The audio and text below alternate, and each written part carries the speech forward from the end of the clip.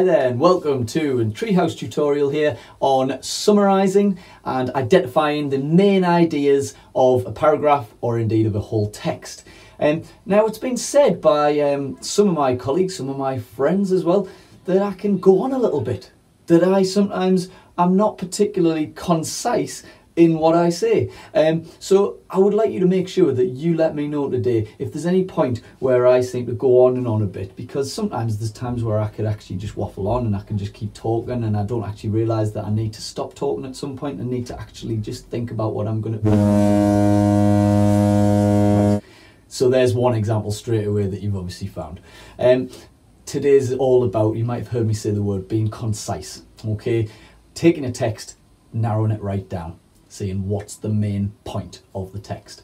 So we're going to try and do that today when we look at a couple of different texts. It's a really, really important skill. There's so many different important skills in reading. You've got your retrieval, you've got your inferring, you've got your understanding the meaning of words in context. There's all sorts, and summarising is just what...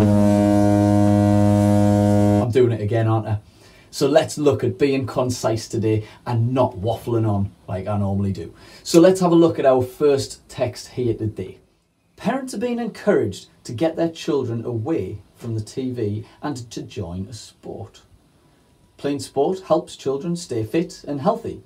Playing a team sport also teaches children important teamwork skills.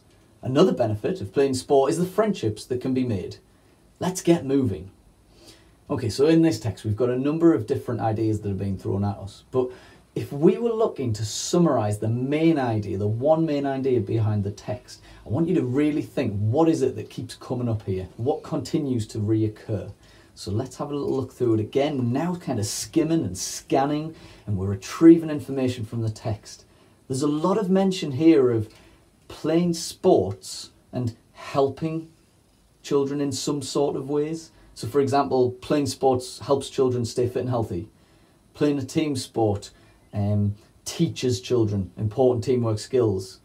It's also there a benefit to friendships if you play sport. Okay, so if you notice, there were three things in that short paragraph there that all talked about kind of good things that sport can offer, positive aspects of sport. So you might sum this up as something like, sport is good for children. You might go even further and use a really good word like sport is beneficial to children. And that might be one way that we would summarise the main ideas within that one text there. Let's go and have a look at another text now and see if you can go and do what I've just done there. Okay, so let's look at a second text now, all about man's best friend. So, dogs make wonderful pets. They are fun, happy, playful and loving. People sometimes forget, however, that owning a dog is a big responsibility. Owners need to feed, care for and clean up after their dog. They must make sure their pet gets enough exercise. Dogs also need to be taken to the vet regularly to make sure they are healthy and to get treatment to stop ticks, fleas and worms from causing health problems. Owners also have a responsibility to train their pet so it knows how to behave around people. Dogs are beautiful animals and they deserve responsible owners who look after them properly. Now we've got all sorts of lovely information here, again in this text, all about dogs, but I want you to zoom in, I want you to have a look at the text again and really think what's one of the words, one of the phrases that's really coming out at you quite a lot here. I'll give you a chance now to have a skim and a scan back through. What's that main idea that we're looking for? Off you go.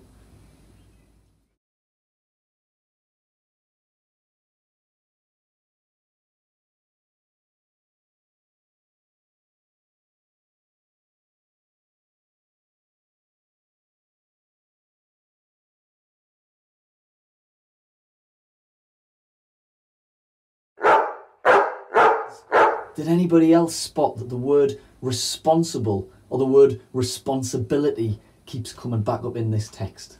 Yeah, owning a dog is a big responsibility in that first paragraph. In the second paragraph, we've got owners also have a responsibility to train their pet, so on. And then it also says in the last sentence there, they deserve responsible owners. Okay, so for me, what was really standing out here is that owning a dog is a big responsibility. Owning a dog is something that you shouldn't take lightly. Owning a dog needs to be something that you take very seriously. Okay, and that is perhaps a way that you could have summarised this whole text and identified the main idea behind the text. So hopefully that's given you a little bit of an idea in this short tutorial here that I hope you felt was nice and concise, because to be honest, in some of my tutorials I can go on and on and on, and it can be really pushing towards 10 minutes and I can just never know when to stop, and I've done it again there. I need to make sure I'm being concise. So in a very concise way, go and enjoy it. Have a go yourself. Goodbye.